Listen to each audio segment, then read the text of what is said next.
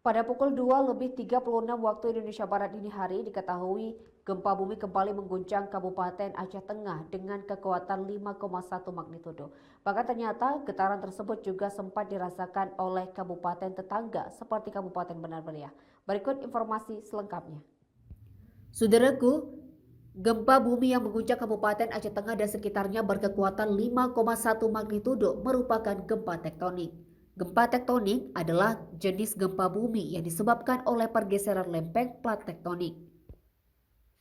Guncangan terjadi karena besarnya tenaga yang dihasilkan akibat adanya tekanan antar lempeng bantuan dalam perut bumi. Gempa bumi tektonik ini juga merupakan jenis gempa yang paling sering dirasakan, terutama di Indonesia. Guncangan yang terjadi di Aceh Tengah pada Jumat 23 September 2022 pukul 2:36 waktu Indonesia Barat dini hari menimbulkan sejumlah isu di kalangan masyarakat, di mana ada isu bahwa guncangan tersebut berasal dari vulkanik gunung api Burnitelong di Benar Meriah. Hal tersebut dibantah langsung oleh pengamat gunung berapi Burnitelong, Farhan, kepada tribungai.com pada Jumat 23 September 2022.